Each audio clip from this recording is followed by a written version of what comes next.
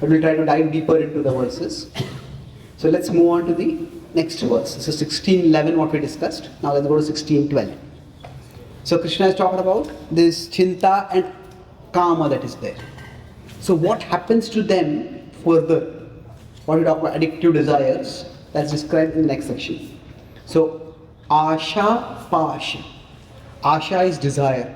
Pash is like a shackle or a noose, something which ties us. So shatair is what?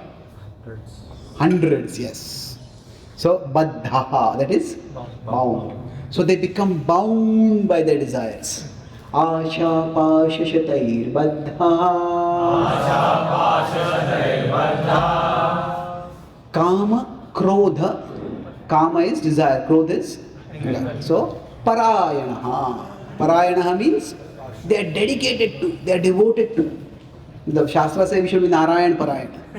But they are Kama Krodha Parayana. So Kama Krodha Parayanaha. Kama Krodha Parayanaha. And then Ihante. Ihante means the endeavor. Kama Bhogartham. So the same word Kamopa Bhoga had come earlier. So Kama Bhoga Artham. For the purpose of fulfilling their desires, they endeavor. Ihante kama bhogartham. Ihante kama bhogartham. So anyayena. Anyaya is what? Anyaya? Adharma. Illegal, immoral. Anyaya, unjust, unfair. तुम अन्याय कर रहे हो. मतलब क्या? You are being unfair. So anyayena, by unfair means, by immoral means, artha. Artha is wealth. Sanchayan. Sanchaya is to accumulate. So they try to use immoral means to gain wealth so that they can fulfill their desires. Anyayenartha sanchayan. Anyayenartha sanchayan. So let's recite 3 times together. Asha pashishatay baddaha kama krodha parayanaha. Ihante kama bhogartham anyayenartha sanchayan. Asha pashishatay baddha kama krodha parayanaha. Ihante kama bhogartham anyayenartha sanchayan. Asha pashishatay baddha kama krodha parayanaha. Ihante kama bhogartham anyayenartha sanchayan. So here Krishna is basically outlining a trajectory that basically everybody has desires, but the desires can become compulsive or addictive. When the desires become compulsive or addictive, so asha pashistair baddha, then one starts living only for those desires. Basically, the desires, they become the center of life. For a person who's an alcoholic, where I can get the next drink, that is the center of their life. That becomes that kama krodha parayanaha. We'll talk about why kama and krodha together a little later. There was one of my friends from Russia, he showed me an ad that is like an anti-alcohol awareness ad. So it showed that a family is watching TV and the man of the family is drinking vodka. And on TV they say the vodka prices are shot up. And the son is a little timidly, fearfully asking the father, will you drink less now? And the father replies, no, you will eat less now. So, we can say it at one level is ludicrous, but another level is horrible. And what kind of parent will want to feed their own habit of drinking at the cost of feeding their own children? But that's what happens when the desire becomes the center of their life. Then what happens? If the desire becomes the center of the life, then they adopt immoral means for basically getting wealth, getting resources to fulfill desires. So this is broadly the trajectory of, this is the degeneration or degradation. So degradation through desires. Now does that happen to everyone? Not necessarily, but it can happen, and when it happens, it's dangerous.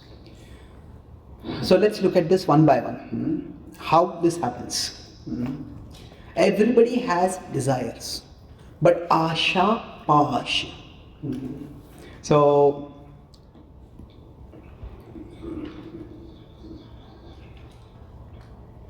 no, it's like we have desires. That's one level. But another level is the desires have us.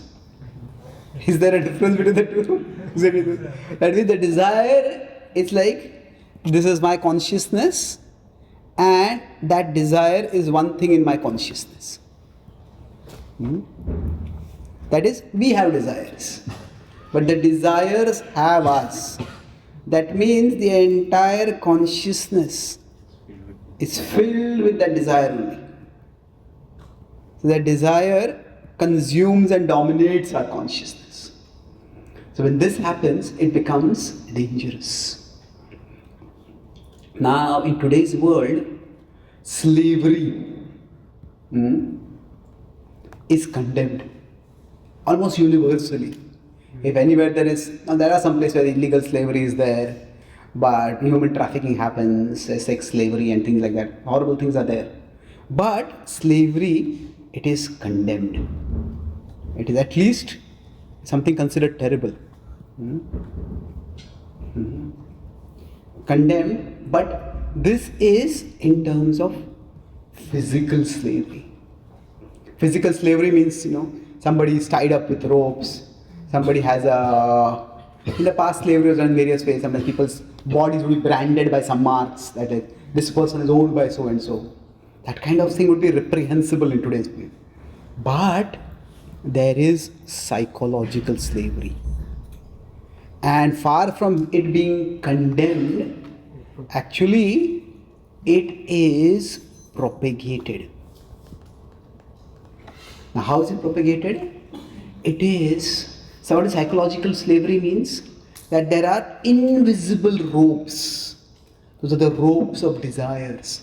Like an alcoholic may fly from India to America, but they're free physically to go from India to America. But in the flight, they just, one time I was going by a flight and the person sitting next to me, that the air hostess who was going by, each time she would go by, when are you going to give me drinks? When are you going to give me drinks? When are you going to give me drinks? I said, I'll pay you, but I want the drinks right away. No, sir, just the flight has taken off. We don't serve right away. Our service will start after some time. So I'll pay you more. Give it to me right away. So it was like, that person was so restless. So they're free at a physical level to travel from one country to another, but they're not free at the level of the mind. Their mind is dragged. Wherever they go, their mind there is dragged towards the bottle of alcohol. And probably as soon as they get down, first thing they're going to do is, where is the bar over here? So, the place they are going to is no bar for them to go to the bar. They may be in India, they may be in Mumbai, they may be in New York, they may be in Tokyo. So, there is psychological slavery. That means our mind is dragged towards certain objects, certain desires, certain things, certain behaviors. And this is very widely present. And this psychological slavery, this is what we can call as addiction. So addiction means the mind is bound. Now, the shackle of desire that Krishna is talking about. Shackle of desire it is not like a prisoner's chains. Now, sometimes if a prisoner is very dangerous, they're not only put in behind bars, but behind bars also they are chained so that they don't attack somebody else, they don't damage anything in the prison. So prisoners' chains, they make us immobile. So our shackle of desire is not like that. It is more like a puppeteer's strings. So we are controlled, but we are movable, we are mobile. So we don't realize that we are controlled. If somebody tied us up physically, we would immediately notice it. But what is happening is, it's almost like there are strings which are pulling us. Now go there, watch this, touch this, buy this, eat this. So because these do not restrict our mobility itself. They don't remove our mobility completely. So we don't think that we are bound. But many times, after we do something, why did I spend so much time? Why did I spend so much money? We may not have alcoholism or that kind of habit. But we may spend time on social media. Might spend time on watching TV, gossiping, this, that. We all have certain things which you can think about, where we are wasting time. And after I think, why did I do that? It is almost as if something pulled me over there. I went there, and afterwards, what happened? So I came out and I just couldn't stop. So Asha Pasha Shatayir Baddha. So it is bad enough to have one desire like that. But imagine if somebody has 100 desires like that. 100 compulsive desires. It's like one of my friends in California works in a de-addiction center. And he said there are people who are addicted to heroin, to cocaine, to cigarettes, to alcohol. There's so many addictions they have. Now each of these can be fatal. They're killing themselves in multiple ways. It's tragic. And while to some extent there is some awareness of say the harms of smoking, some awareness of the harms of drugs, but still there's a lot of glamorization of all these things. So the companies, there are either companies which manufacture them, or there are drug cartels which sell them, and then it is deadly. I think a few years ago there was some movie about drugs in Punjab. What was that? Urta Punjab, I think, like that. So it is a sarcastic name, it was not Doopta Punjab dikha rahe the. But the name was given Urta Punjab. So the idea is that there is this kind of drug addiction. It is disastrous, and our desires themselves become like shackles. So Asha Pasha Shatayir Baddha. And then, see, having Asha itself, having desires is not a problem. Desires are natural. But then, when they are bound, then what happens? Kama, Krodha, Parayana. So, Kama and Krodha. Krishna brings both of them together many times. Where else does Krishna bring Kama and Krodha together? Kamesha, Krodesha. Now, here one understanding is that when we have desires and the desires are not fulfilled, that leads to anger. That is true, but there's another way to understand it also. That same principle, that when there is calm is desire, and then there is rage against boundaries. That there are for all of us, whenever we have some desire, there are some boundaries. There could be physical boundaries, there could be financial boundaries, there could be cultural boundaries, which say, no, you cannot do this, you should not do this. So the Krodha is against the boundaries. Why? Why should I not fulfill this desire? Who are you telling me that I should fulfill this desire? And now, a person who does not respect boundaries is a person who soon becomes their own worst enemy. That, okay, certain boundaries can be restrictive, but the principle of boundaries is vital for any functioning society. Say, for example, nowadays, So in the past, when people wanted to have physical intimacy, then the traditional boundary was marriage. And in many ways, that was good for the man, it was good for the woman. Because women are likely to become pregnant after that, and they have to bear a child. So they need, at that time when they become pregnant, then they as well as their child, need support and care and protection. So they need a man who's committed to them. And then when men naturally seek pleasure, but when they do not get that pleasure without committing to a relationship, then that forces them to become responsible.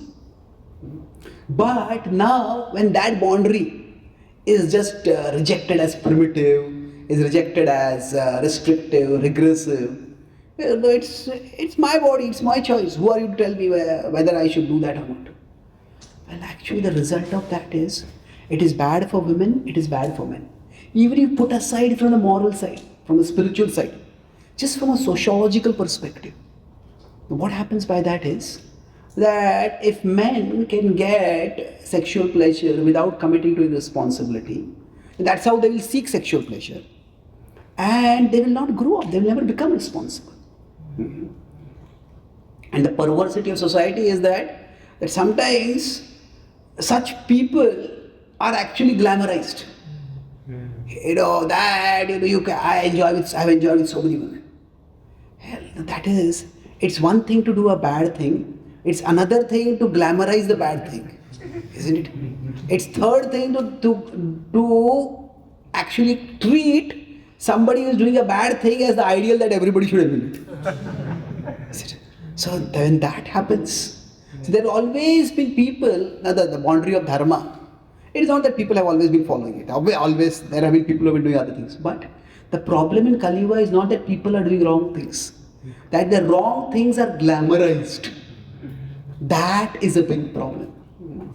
See, in the past, it would happen, like kings would sometimes unite with maid servants. They're not supposed to do that, but they would do that. But they would take responsibility. They would take care of the progeny from there. But now what happens is that the men become more and more irresponsible. And women, what happens? If they become pregnant, then they have to abort the child. And especially the birth control pill. We talk about big scientific inventions that have changed society. So the atom bomb is one such invention. The internet is one such invention. But one invention that is social impact is not realized is the birth control pill. The birth control pill, what it has done is, it has basically freed sex from responsibility. Because abortion, at least, now abortion is also being trivialized. That you can just, during your work, you can during a lunch break, you can go and abort. It's like that. It's become very casual, but still, it is serious. There is some level of awareness that there's life growing in my womb. But the birth control pill is, it just prevent the whole thing. So, when sex is separated from accountability, from responsibility, now the result of this is that even for women, this is not good. Because then for them, why would anyone want to have a relationship? Why would one want to have commitment? And then the end result of this is that when people eventually do get married, quite often they have been with so many people that they're constantly mentally comparing their partner with whoever they were in the past, and they're craving for more. And then the sanctity of the relationship, the commitment to the relationship is no longer there.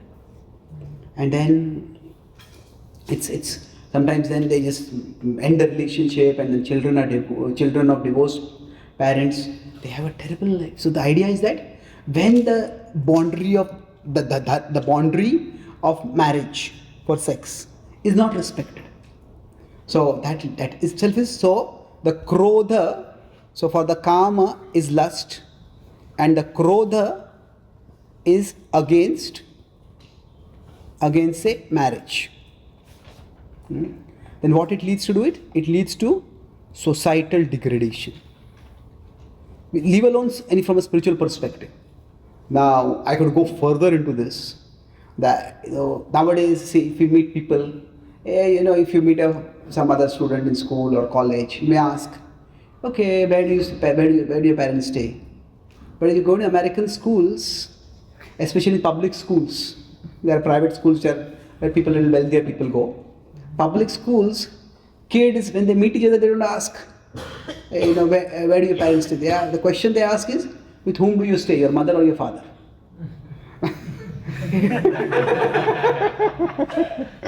Basically, it's that mother and father don't stay together.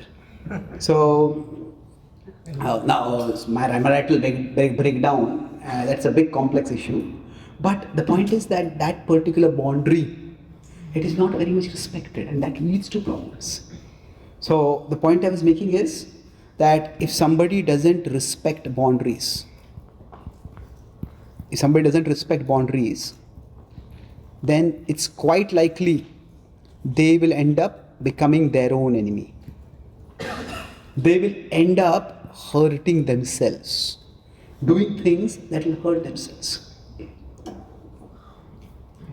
So, but although in the liberalized society people say, we don't care for marriage, we will do whatever we want. But even there is a new boundary that has come up. And what is the new boundary?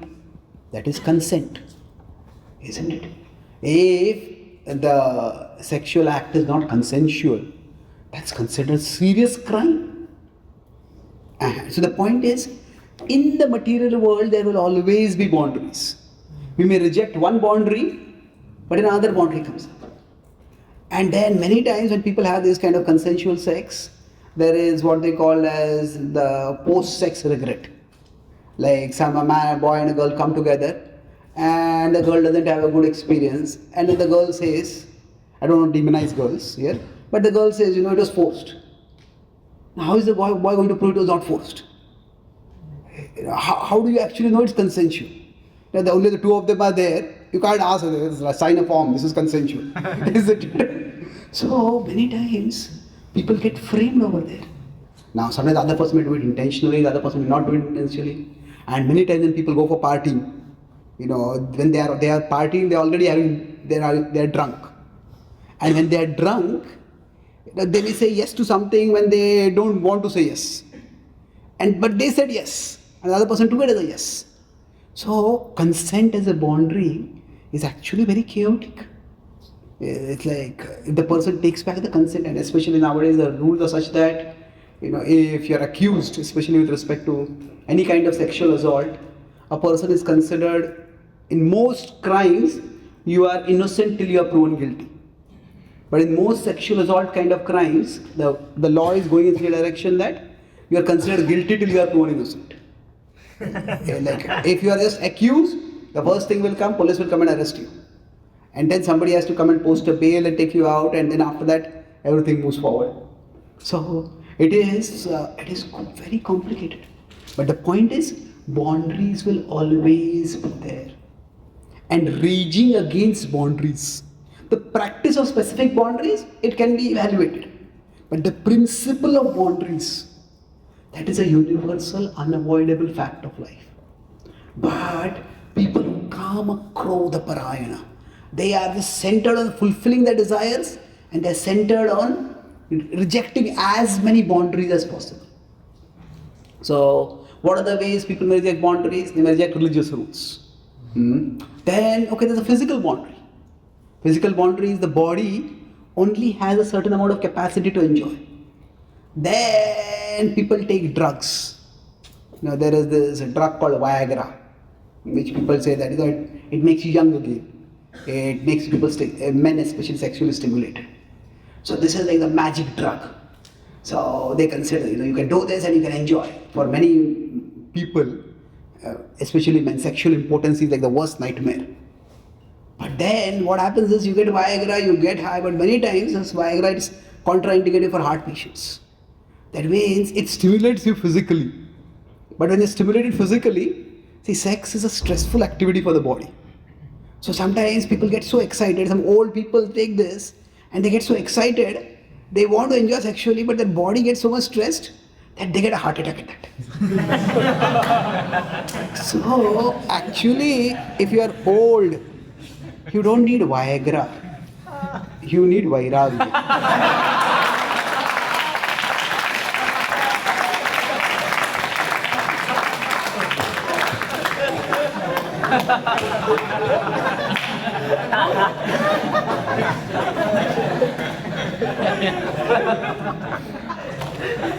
So, kama krodha parayana.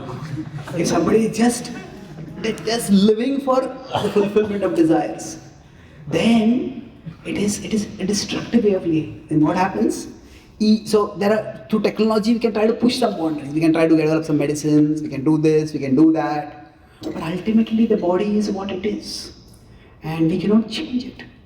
So, is it that nature wants us to be? We have desires, and then we have limitations that we can't fulfill our desires. Does nature want us to be frustrated? No, nature wants us, or the world is designed in such a way that we develop higher desires. It is not that when we say karma doesn't always have to be frustrated. But it is frustrated when we have lower desires. Like if somebody has a desire to do service, to make a contribution. If we cultivate higher desires, like I said, there's a desire to get and there is a desire to give. Now, if I want to get, there will always be limitations. But if I want to serve, if I want to contribute, then we all can do more and more in that direction. So, if we cultivate higher desires, say for example, we cultivate the desire to chant the holy names, to serve Krishna, to share Krishna's message. Now, if the body becomes old and weak, you will see here in Mayapur, there are Prabhupada disciples who are 60, 70, 75, 80, 85 years old. And still there is so much eagerness to serve and glorify Krishna. And that, of course, the body's limitation is there, but it's not so much there. As much as if somebody was seeking sensual pleasure. So we can cultivate higher desires, and those desires can be fulfilled even if the body goes down. Ultimately, you want to remember Krishna. Even if somebody is paralyzed on a bed, they can still remember Krishna. And if they have developed love for Krishna, or at least some level of devotion for Krishna, then that remembrance of Krishna itself will give joy. So the problem is not karma. The problem is the direction of the karma. The problem is not having desires. It is misdirected desires. That is the problem. So we will talk about redirection of desires later.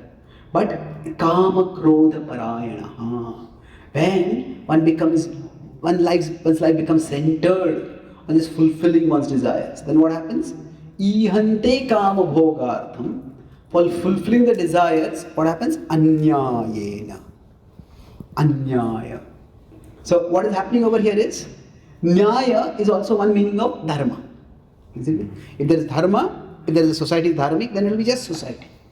So when a person is centered on karma, then what happens? They will use unethical means for fulfilling desires. And for example, this very common in the case of addiction. Somebody is an addict, then for them lying, stealing, it just becomes so routine. Because that's just the way I fulfill my desire. So in general, addiction is one of the most reliable predictors of criminality. And these people who commit crime, they're not really bad people. They're not evil people. But just the desire has taken over their life. And then I just need to get my next joint. I just need to get my next smoke. And then, I have to get it some way or the other. Now in some ways, smoking is more difficult to give up than drugs. But smoking is not that destructive in terms of the compulsiveness of the urge. But drugs, it can be very, very compulsive. And when a person becomes hooked onto it, let's try to break into some shop to rob somebody or to get some drugs from there. So it's anyayena sanchaya. And now we can talk about this in terms of addictions also, but it doesn't have to go in the direction of addictions. See, again, generally speaking, there is ambition which is good, and there is greed, which generally is considered bad. So ambition and greed are not the same thing. But what is the difference? If there is ambition, it is within ethics. Greed goes beyond ethics. Ethics here means dharma. That means, see, everybody will have ambition. Arjuna, when he was practicing archery, he wanted to become the best archer. But the way to become the best archer was practice hard. Practice diligently and become the best archer. But if somebody says, I want to become the best archer, so what will I do? I'll kill the other archer who's better than me. That is a terrible thing to do. That is what we call as destructive competition. So, it's say in cricket, every batsman wants to bat well and score a lot of runs, maybe hit a sixer. For that, if you want to hit ball, you practice, you train yourself, and then you can hit the ball properly.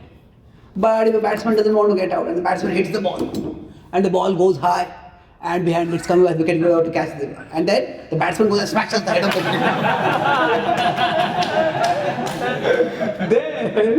then, that is completely, it's anyaya. It's against the rules of the game.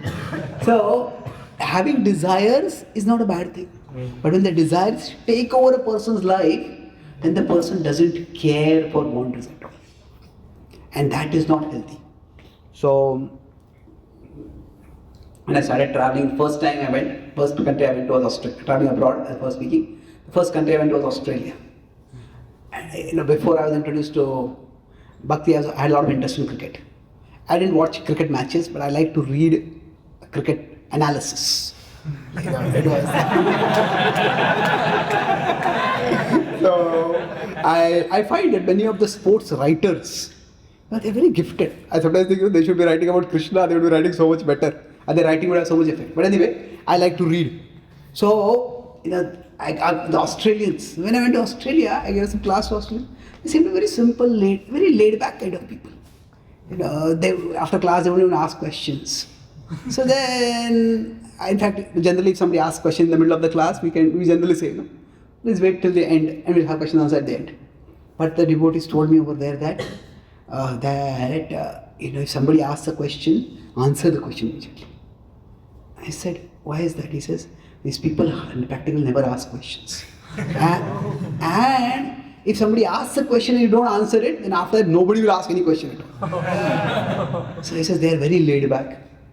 I said, the Australian cricket team is definitely not laid back.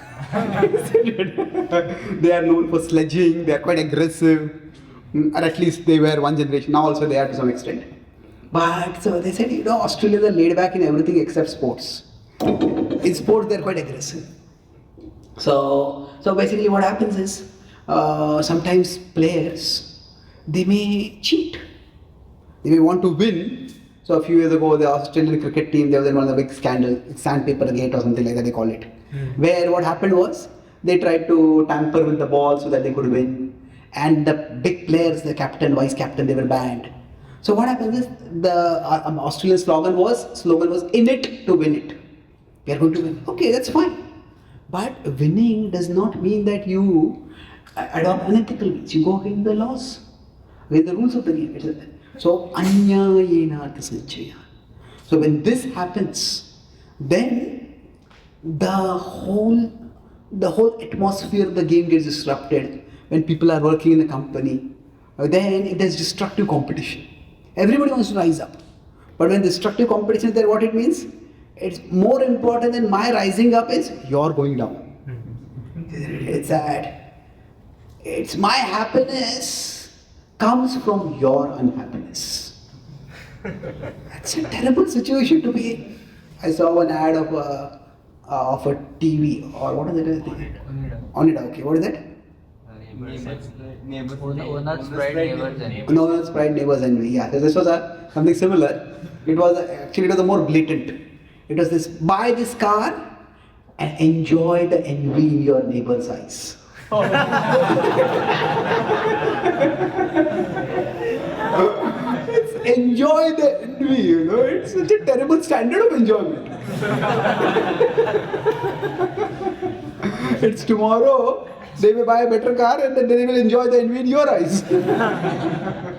So, when it goes beyond ethics, then this is where there is a destructive competition. Competition is just a fact of life, because we live in a competitive world. But destructive competition, it deteriorates. It is harmful to everyone. It leads to social harm, individual harm. So anyaye artha sanchayan. Now, what does this mean for all of us? That we all can think that for our own desires, we all have rejected or violated some boundaries. Now, sometimes we may lie to someone because we are supposed to do something, but we have desire to do something else. And then now we could be candid and say, this is what I want to do, so I won't be coming. But we don't want to be candid because maybe that's not a desire we are proud of. So then what we do is, we all will see that to the extent we become kama, krodha, parayana, to that extent we start doing anyaya. We may not be getting wealth by illegal means. But we do see that we all start violating ethical boundaries because of desires. Now, if you consider, one of the biggest problems in India is corruption. Now, corruption has many different sociologically you can analyze. Maybe the civil servants are underpaid or this or that. But one major cause of it is greed. So what happens is, when desires are very strong, then there is anyaya artha sanchaya. And corruption is such a big cancer in the Indian body politic, because of which so much of the progress that could have happened, even at the material level, that is not happening. So now, nobody is saying that public servants or government officers have to live like paupers. Now, yes, they earn. Now, but if they are in a role of service, then there has to be a certain level of joy that should be coming from the service. If they are in a role of service and their joy only comes from the money that they are earning, then better don't be in government service. You can go in business and do that. So, when there's, every role will bring some boundaries with it. And a person needs to accept the boundaries that come with the role. If a person doesn't accept those boundaries, then it's going to be a big problem. So, for all of us, so I said, how is all this relevant? I talk about how it is relevant for our country as well. So, if somebody, kama and krodha. So, everybody will have kama and krodha. But what happens is, kama is, there's a lot of greed. And the krodha will be the rules against corruption. Why are these rules there? I will flout these rules. I'll find a way to break these rules. So some people, especially young people, when they are driving a bike, it's like something like some speed demon kind of possesses them. Just racing off, making heads turn. There's some attention that they get. So once a young man was driving very rapidly, and the cops pulled him over. He says, did you see the speed limit sign? So he said, I saw the speed limit sign, I just didn't see you. So what happens over here is that such people, they think that breaking the rules is not the problem. Getting caught while breaking the rules is the problem. So that kama krodha parayana, that krodha, when it is there, if there is any regret, the regret is not for breaking rules. It is for getting caught while breaking the rules. Like if we consider, we'll talk about Duryodhana's character in tomorrow's class a little bit more, when we talk about the next verse. But consider Duryodhan, when he tried to say poison Bhima or burn the Pandavas. Do you think they regretted that? No. Did he have any regrets? No. Yeah. He regretted that his plan was not successful.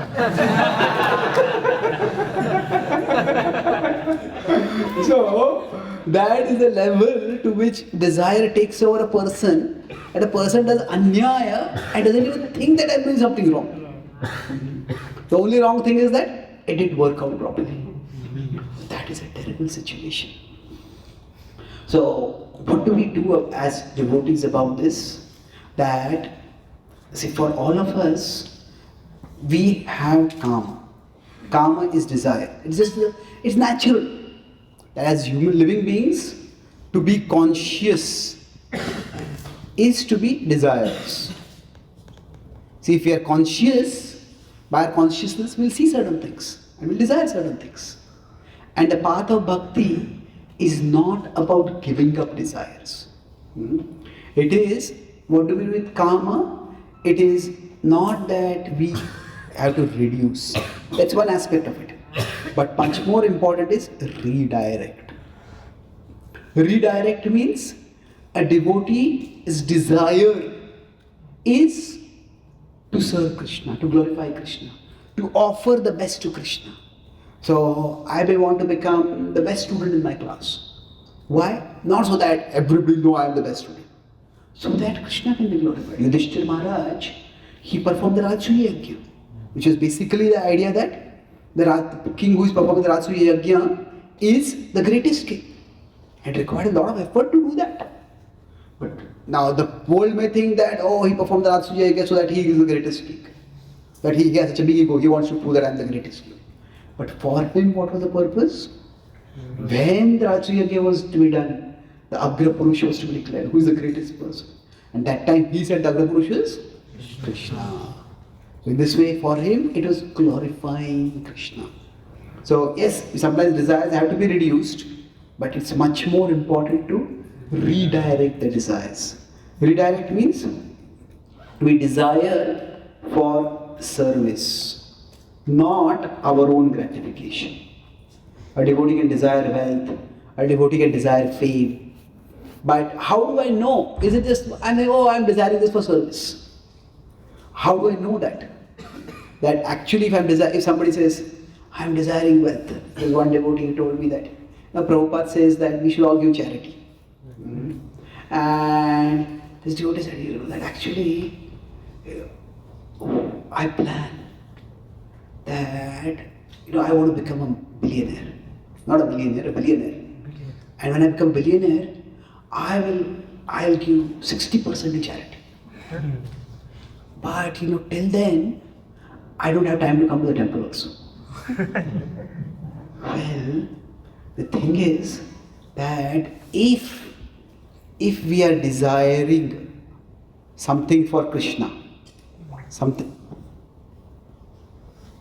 what is the test?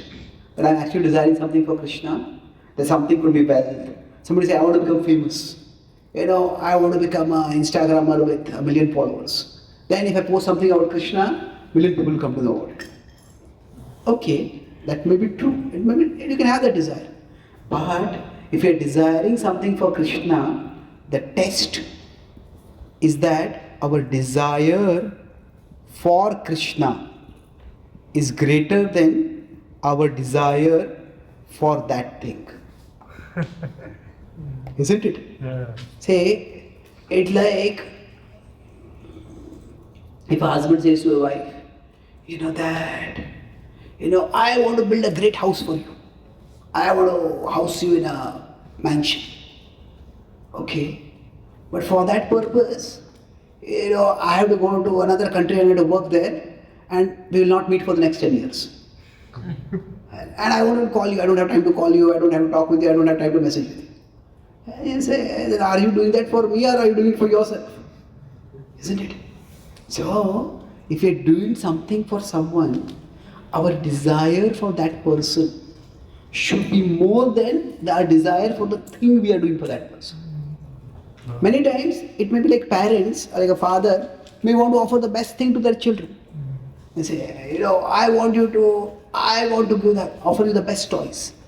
But the child may want, okay, I have this ball, just play with me for some time. Father will say, no, I want to have your house with a big playground. Well, but then, in trying to get a house with a big playground, father has no time for the child. So in love, our desire for the person should be more than the desire for the thing we want to offer to that person. Otherwise, the desire for that thing, see, when it is like this, then this desire will take us closer to that person. Otherwise, if yes, if no, then the desire will take us, that very desire will take us further from that person. So the father who says, I want to get a house with a playground for my child, that very desire may consume that father so much, the father becomes a workaholic, and then that child grows up without even knowing the father much. The father grows up without knowing the child. So that desire may be well intentioned, but what is that saying? The road to hell is often paved with good intentions.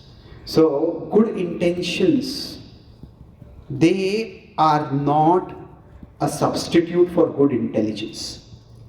We need both. So for us, we can be ambitious in our desire for Krishna, but make sure that our desire for Krishna is stronger. And how do we know that my desire for Krishna is stronger? That is through the sadhana that we do. There are certain basic practices of bhakti that we need to be doing. Yeah, so there's certain level of sadhana I'm going to practice, certain level of association I'm going to come to. And then after that, in the remaining time, I may give fully myself to the work. That's fair enough.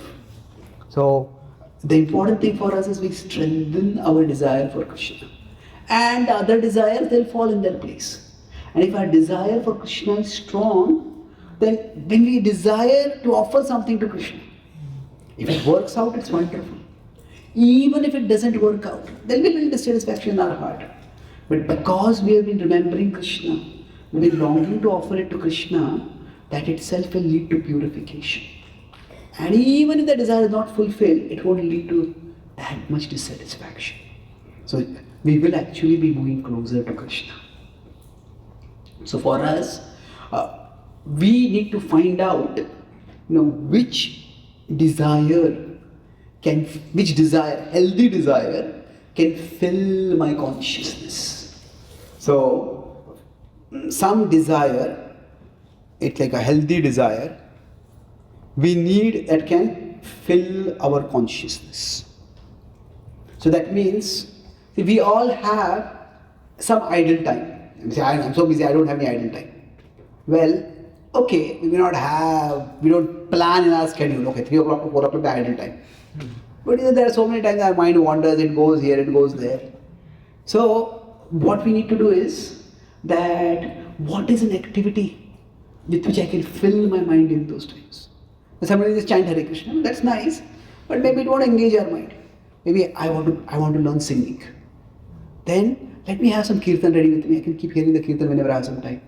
Or somebody may say, no, I want to learn to share Krishna's message, so I want to memorize some shlokas. So let me keep some shlokas with me. Or we can hear some talk. What is it that we would like to do for Krishna? What is it that we would like to do?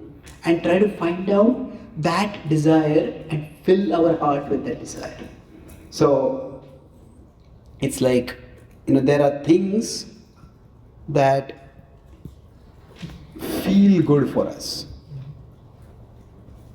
Things that feel good, and there are things that are good for us. So now, if we are only doing the things that feel good, often those things will be harmful for us. So what feels good? I just like to eat food, I like to watch TV. That will be wasting our time, will be ruining our health. But if we are only doing the things that are good for us, but they don't feel good, then it requires a lot of effort. Say there are many things which we know are good for us, but we have finite willpower. We cannot keep pushing ourselves constantly to do things that don't feel good. But if we can find something which is an intersection, so this is a healthy desire that can fill our consciousness. So for example, I like music, and Bhakti is good, In Bhakti also there is music. So then I focus on music. So we need to find out which healthy desire can fill our consciousness. And then when we find a healthy desire that can fill our consciousness, then we will be protected from the unhealthy desires filling our consciousness, from the desires that are addictive, dragging us down. So I'll summarize what we discussed today. The broad topic we discussed today was desire management. We discussed this based on 16th chapter, 12th verse. The 11th verse we discussed earlier. So broadly we discussed, first point was the degradation through desire. That is what is described in this verse. Asha pasha shatair baddha. So there is desire, then it becomes a compulsive desire. When it becomes compulsive desire, then what happens is it becomes the center of our life. It takes over our life. In that process, what happens is we reject boundaries. Krodha comes against the boundaries. And then we end up in immorality. Anyaye artha sanchayan. This is how a person becomes degraded. So, we discussed the shackle of desire. The shackle of desire, how is it not like? It is not like a prisoner's chains. It is like a puppeteer's strings. So what happens is, because we are able to move, so we don't feel it is bound. So this bondage is not physical. Physical slavery, if somebody tried to enslave us, we fight against it, socially condemned. But this is psychological. Our mind is bound. And this psychological slavery is actually, there was always sin in society. But Kali Yuga degradation is what? That sin is glamorized. Wrongdoers are glamorized. And that is what leads to a lot of problems. So then we discussed about Kama and Krodha going together. I discussed how the principle of boundaries. So this is the rage against boundaries. Why should anyone restrict my enjoyment? Who is it to restrict my enjoyment? So what happens with the rage against boundaries? See, in the past, say for example sex, the boundary was marriage. That is the dharma boundary. But when that is rejected, then we discussed how it leads to social degradation, social harm. It's harm for men, they don't become responsible. It's harm for women because they can't be in relationship, they have to cheapen themselves, they have to offer their bodies, and it's harmful for children because when marriage is not respected, it's not taken with gravitas, people break apart from the marriage and then the children live in fractured families. Now, today consent is the boundary. But what happens is, even consent, it can often be unclear. And then that can lead to chaos and so much problems. So boundaries as a principle is inescapable. Everybody will have boundaries. We discuss how somebody may grow old and they may reject physical boundaries, but then they try to take Viagra, but again that has harmful effects in the body. It's better that we set boundaries and try to develop Vairagya. So that is voluntary acceptance of boundaries. So boundaries are inescapable. And then after that, Anyaye nartha sanchayan. We discuss how we all can find that when we have control by desires, we all do things which violate boundaries. So here I discussed about the difference between greed and ambition. So ambition is basically, it's with boundaries, with ethics. Greed is without ethics. And this leads to destructive competition. Win at all costs. And this is Anyaye nartha sanchayan. That becomes destructive for society. So we discuss sports examples and things like that. So then the solution part we discussed is, this ambition is not bad. So what do we do with our desires? Our desires, we reduce, but more important than reducing is redirect. And the test that we are redirect to Krishna, the test is that our desire for a thing, for something, should be lesser than our desire for Krishna. The relationship is more important than what we want to offer in the relationship. So when this is clear, then we will move closer to Krishna through that desire, whether it is fulfilled or not fulfilled. Thank you very much. Hare Krishna. So are there any one or two questions we can discuss? Yes. So the question was that in the past, the kings would have their own, the children of the kings would become kings. So I mentioned that sometimes somebody gets inherited wealth, then they may misuse it. So how was that prevented? See, when we talk about karma, that was what happens if somebody, say there's a king and a queen. So when they unite, ideally speaking, when they unite, the soul who comes into their union, that soul also has the qualities of a royal sage. That means, ideally speaking, the varana of the husband and the wife, if that is similar, then they will attract a soul of similar qualities. So in that sense, from the past karma, a person is born of a similar propensity. And to some extent we see that even today, not entirely. Like say somebody who is born, I don't want to again absolutize, but generalize, that somebody is born in a Gujarati family. Many Gujaratis are naturally good at business. Does that mean all Gujaratis? Not necessarily. Does that mean that all Gujaratis have to necessarily do business? Not necessarily. But many of them have a good business sense. If you look at in North India, the Gorkhas, they have physiques and mentalities, but they are fighters. They are protectors, fighters. So even now we see to some extent certain qualities going on in certain communities, which the communities could be according to region, communities could be according to some other cultural designations, whatever it is. So, of course, in the Mahabharata says that at that time it was happening that there were marriages, like intercaste marriages were happening, and that's why then the varana of the child becomes confusing. So it is not a necessary predictor that that a child born to a royal family will have royal qualities only, the qualities of Kshatriya. But there's a fair probability of that.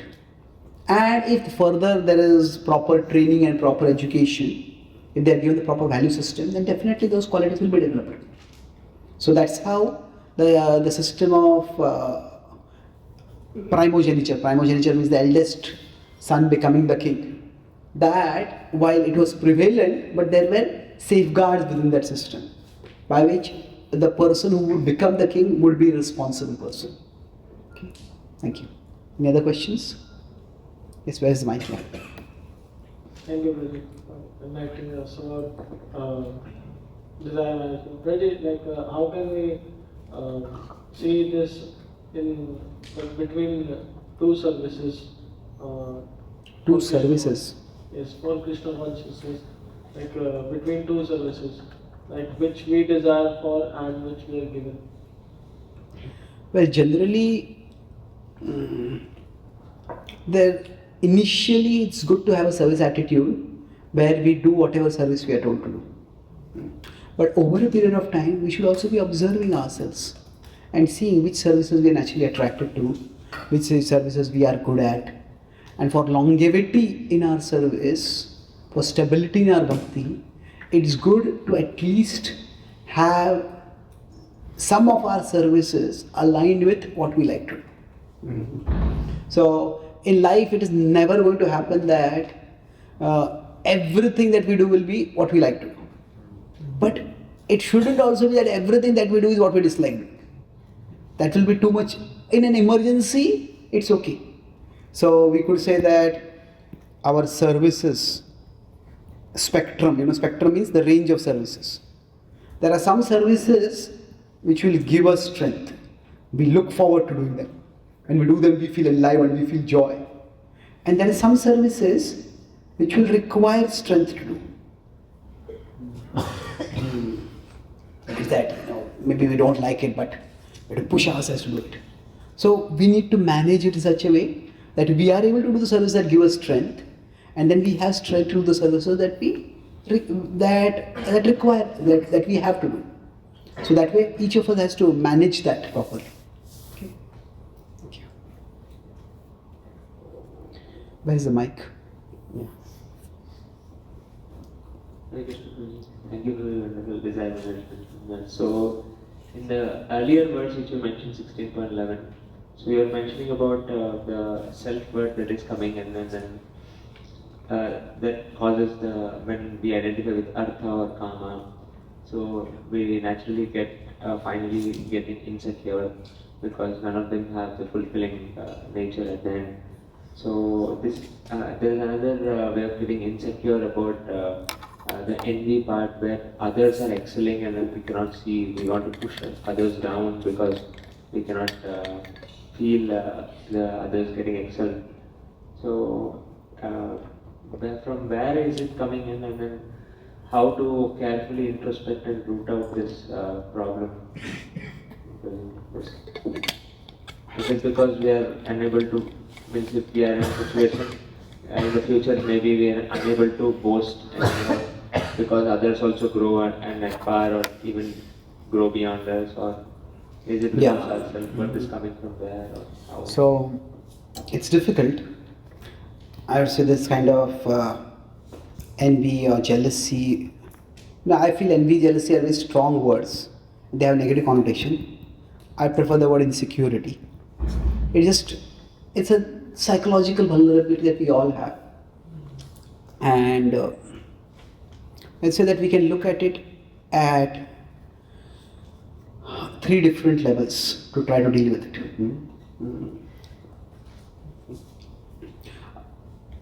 First is in terms of satisfaction. What do I mean by satisfaction? That satisfaction comes not just by what we have. This person has more IQ than me, this person has better singing voice than me, this person has more abilities than me. Satisfaction comes by what we do with what we have. If we are using what we have fully, that itself will give us satisfaction. Somebody may have a great singing voice, but instead of using that singing voice, say, to glorify Krishna, and become immersed in trying to sing as nicely as possible so that they can glorify Krishna, or just sing as nicely as possible. If they are constantly worried, okay, how many people are appreciating my singing? Then what will happen is that even if they have the singing ability, they will be dissatisfied. So we need to be aware of what is the actual source of satisfaction. It is not having more. It is using what we have fully. Now, of course, if we could get more, we could use that also.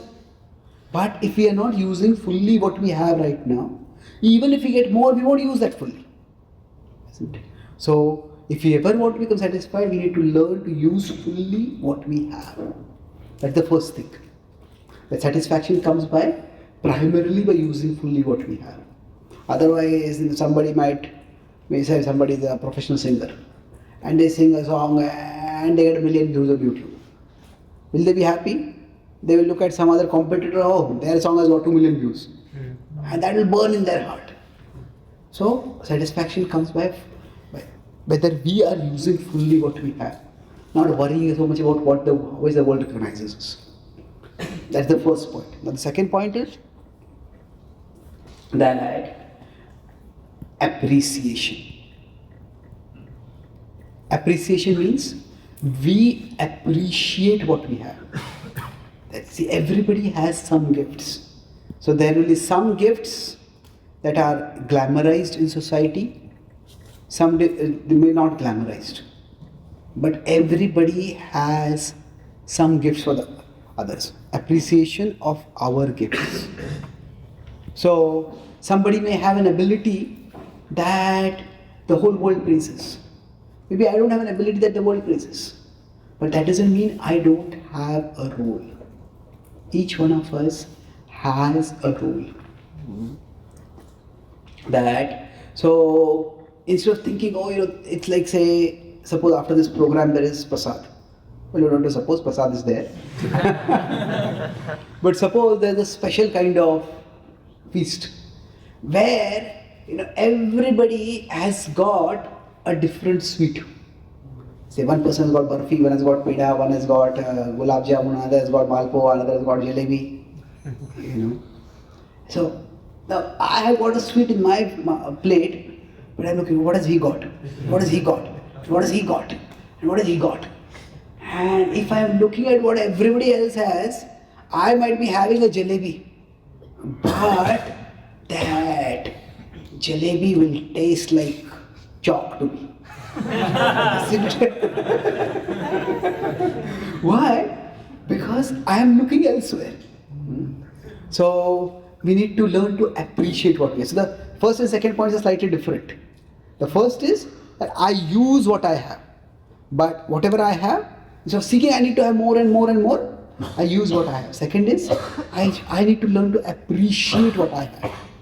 So yes, we may not have some gifts that others have, but Krishna doesn't leave anyone completely giftless. We may not have any extraordinary gifts, but even if we have ordinary gifts, we do have gifts and we can use them.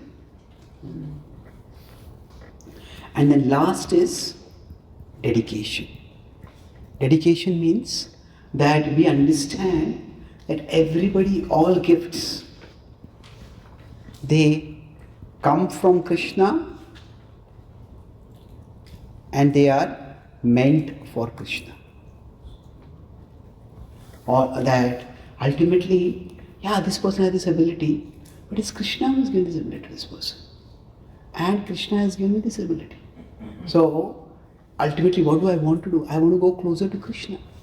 If we are focusing on, if our life and heart is, we're trying to dedicate ourselves to Krishna, then we will understand that, okay, this person has that gift, but Krishna will attract more people towards him through this person.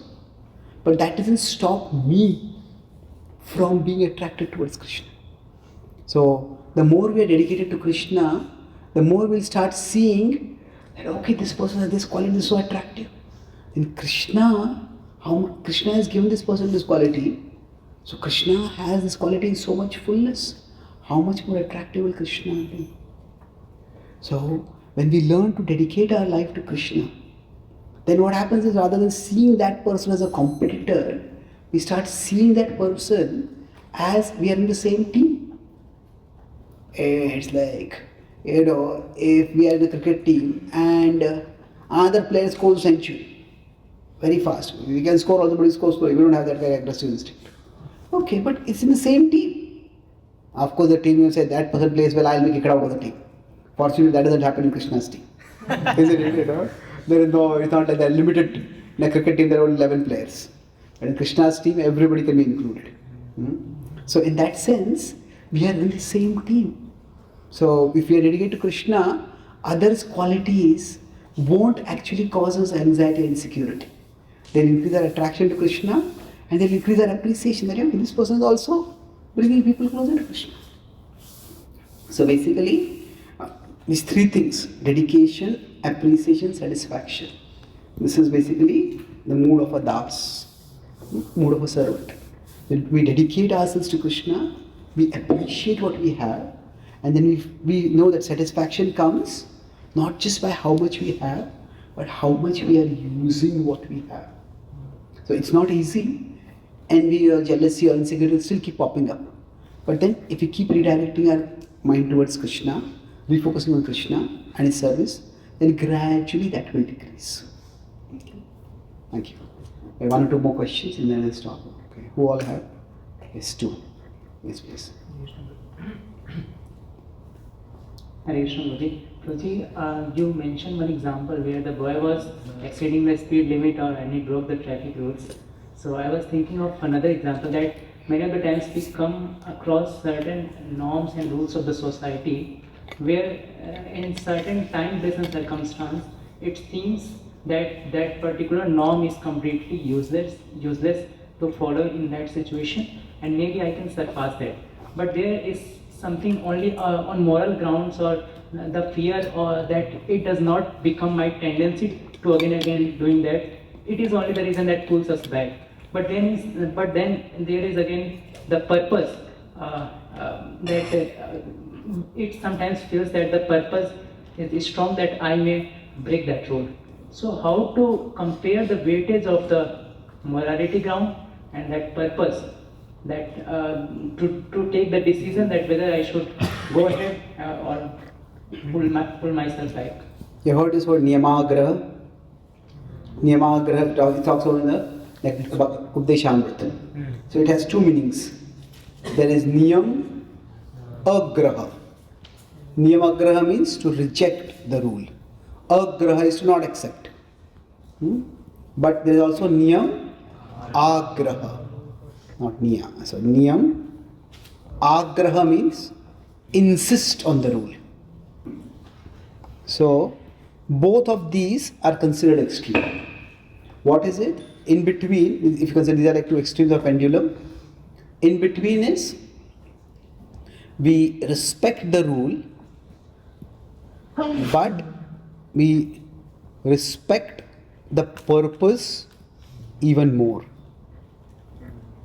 And sometimes, if fulfilling the purpose requires us to sacrifice the rule, then that's fine. See, the rule is like the road.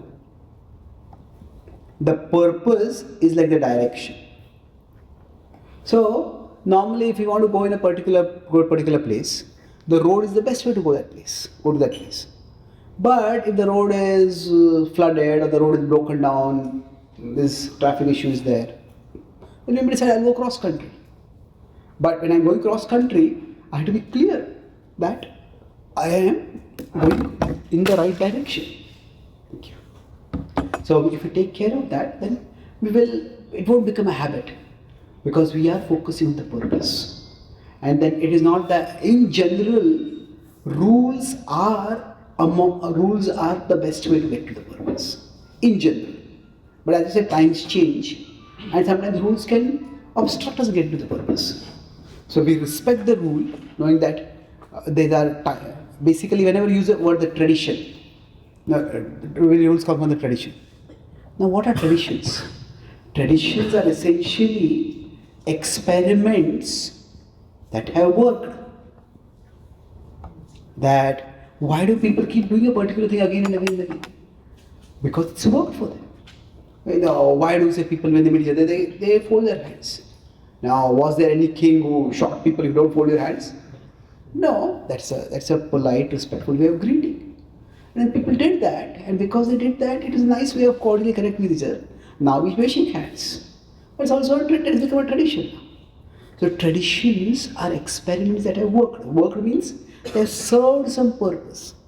So we should not be just dismissive in rejecting traditions or rules or conventions. But at the same time, just because they have worked doesn't mean they will always be working.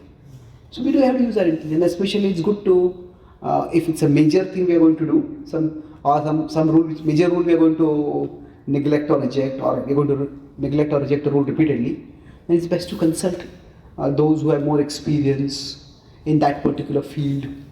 And we talk with senior devotees or people who are specialized in that particular field, and then based on that we make a decision. Okay? Thank you. Last question there? Yeah.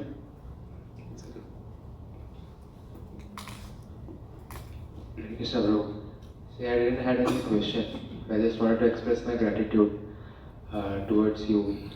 Actually, from beginning of my Krishna consciousness, I've always felt guilty about desires which I wanted to do it for Krishna, which made me feel good about doing those. But I felt guilty thinking that, maybe if I indulge in this desire, maybe apparently it will look Krishna consciousness, or I want to please Krishna. I will end up, it being sense enjoyment or something like that. So I will always feared and always tried to artificially reduce those desires, and always made me anxious. It never worked out. So when you told me to redirect this, and essentially I never had any criteria to judge that, okay, even if I want to, it makes me feel good. How can I always check that I'm not going off-road? So the way you explained it, that your sadhana and how you can make sure that the desire for doing that thing to offer to Krishna is not going in such a way that you're forgetting that you have to, that you want Krishna. So it gave me so much clarity. Thank you. Thank you. Happy to be of service. Desire management is a subtle thing, and we all have to be constantly vigilant, but having certain tools is very helpful. See, Krishna also tells yuktahara viharasya. Be regulated. So see, each one of us has to find out, is pursuing a desire going to cause me more agitation, or pursuing the giving up of the desire going to cause me more agitation? Because for some people, pursuing a desire may distract them from Krishna. For some other people, pursuing the giving up of the desire may distract them from Krishna. Because that causes so much agitation, so much anxiety. And then each one of us has to ultimately find out how best in our particular body-mind machine we can serve Krishna. Okay? Thank you. Happy to be of service. Srimad Bhagavad Gita ki Jai. Prabhupada ki Jai. Gaur Bhakta Vrinda ki Jai. Jai Gaur Premanandi.